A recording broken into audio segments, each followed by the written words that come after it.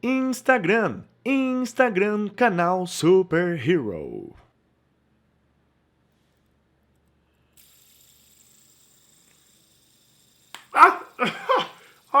Nesse vídeo aqui vocês irão ver a história da morte do Batman e o mistério sobre quem é o verdadeiro assassino. Será que até o final do vídeo você consegue adivinhar o que realmente aconteceu? E se você gosta aqui do canal Superhero, gosta de mim, Apollo Hunter, e quer dar aquela força, aquela moralzinha, já sapeca o like aqui embaixo e se inscreve no canal, porque isso realmente ajuda bastante. Mas agora preste muita atenção e assista esse vídeo até o final, porque a história já vai começar.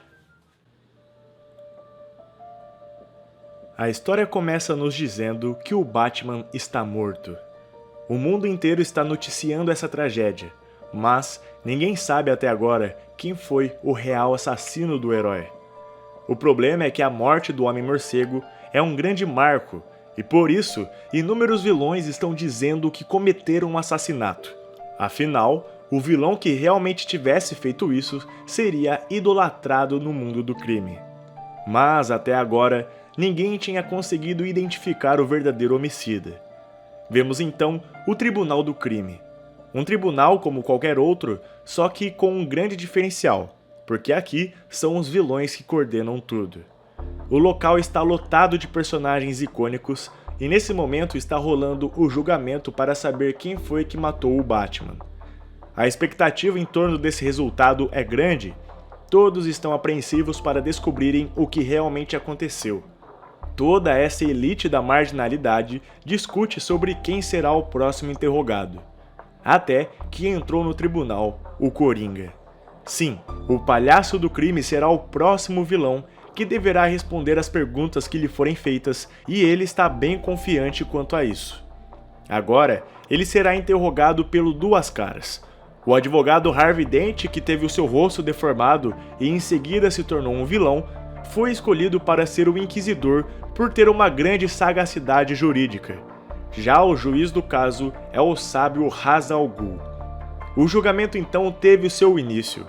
O Coringa estava sentado na cadeira de testemunhas e o Duas Caras começou a se pronunciar.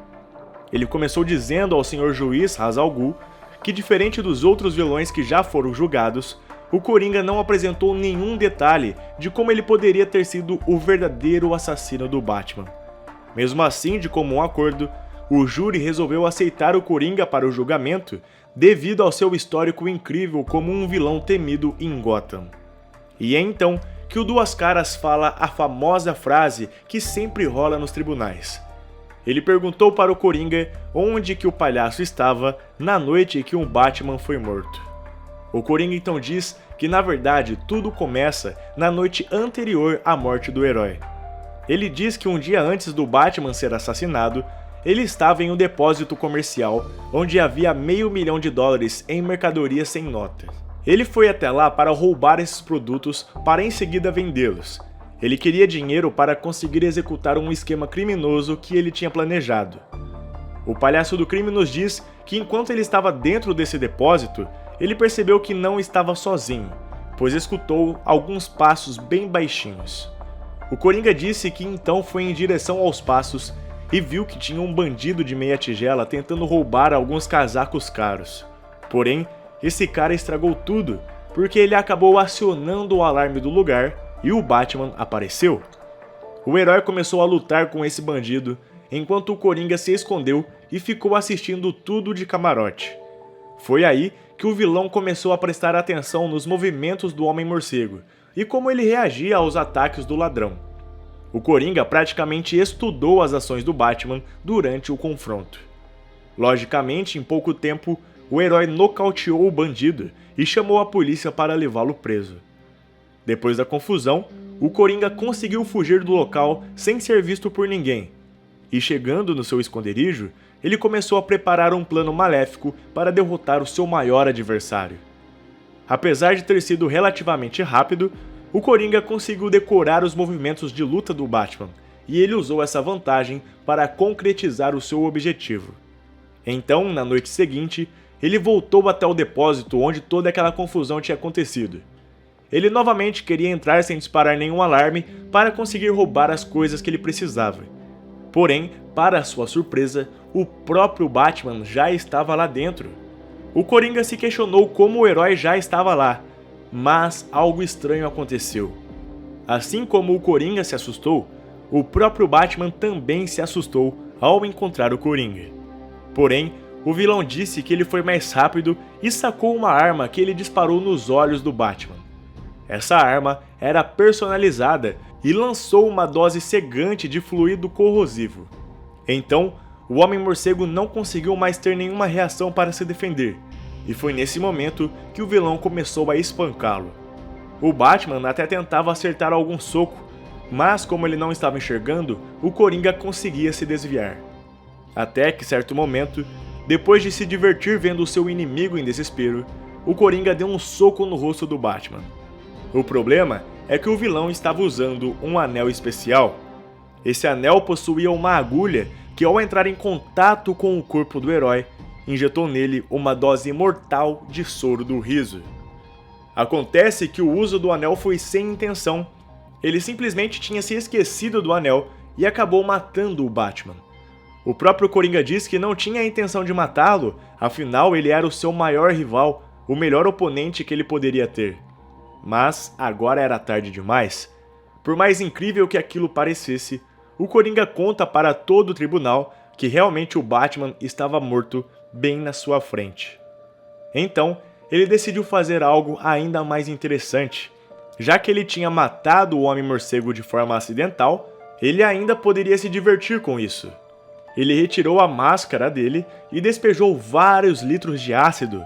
Aquilo retirou toda a sua fisionomia, e em seguida o Coringa ainda retirou suas impressões digitais. Ele queria fazer com que o Batman não tivesse a sua identidade descoberta pela polícia. E assim, o Coringa deu fim ao seu relato. Essa era a sua história sobre a morte do Batman. Quando ele terminou de falar, o Duas Caras disse que achou a história dele cativante. Porém, como ele faltou com o envio prévio dela, eles não puderam ir atrás para confirmar ou desmentir essa história.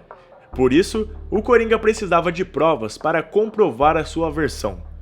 Mas o palhaço do crime disse que ele não era bobo e que logicamente ele tinha provas.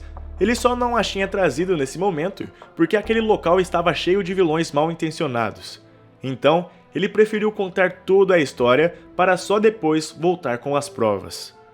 Ele diz que antes de desfigurar o rosto do Batman, ele tirou fotos do corpo e que ele poderia buscá-las para pôr um fim nisso tudo e de uma vez por todas provar que ele foi o assassino. Então, o juiz Ra's al Ghul fez a corte entrar em recesso por 1 hora até que o Coringa voltasse com as tais provas que ele falava ter. O Coringa então saiu da sala e foi buscar as provas. Acontece que vemos o Duas Caras saindo pela porta dos fundos do Tribunal do Crime. E uma coisa surpreendente aconteceu. Ele começou a retirar o seu próprio rosto. Mas é aí que descobrimos que, na verdade, esse não é o real Duas Caras. Esse era o Bruce Wayne disfarçado. Sim, o Batman, o maior detetive do mundo, que também é um mestre do disfarces, fingiu ser o vilão advogado para conseguir justificar quem era o seu suposto assassino. Minutos depois, o Homem-Morcego estava em seu Batmóvel, seguindo em direção ao Coringa. No julgamento, ele colocou um rastreador nas costas do vilão e desse jeito ele conseguiu achar a localização dele. Vemos então o palhaço do crime em seu refúgio, olhando para as fotos do suposto Batman morto, revivendo com felicidade aquele seu momento de glória, até que de repente ele foi algemado. O Coringa se assustou ao perceber que o Batman estava lá no seu covil e ainda estava o prendendo. Mas como isso era possível? Afinal, ele mesmo matou o herói e ainda desfigurou o seu rosto. Como ele pode estar ali agora na sua frente? Mas mesmo sendo surpreendido dessa maneira, o Coringa ainda conseguiu tirar o coelho da cartola. Próximo a ele estava uma espécie de coroa que ele pegou e colocou na sua cabeça. Essa era a sua mais nova engenhoca, um objeto que emana calor que cria camadas de ar com densidades alternadas, que refratam a luz e dessa forma criam distorções e miragens. Então, o Homem-Morcego começou a alucinar com esse novo equipamento, enquanto o Coringa aproveitava a situação para desviar dos golpes e retribuir com socos no corpo do herói. Porém, o Batman começou a atacar independente do lugar em que ele viu o Coringa, pois ele percebeu que todo lugar que ele viu o vilão, o palhaço não estava realmente lá. Por isso, com golpes aleatórios, o Homem-Morcego conseguiu finalmente acertar o Coringa, que ao cair no chão, teve a sua coroa arrancada da cabeça. Por fim, o Batman levou o Coringa para o Asilo Arkham e agora ele finalmente estava preso.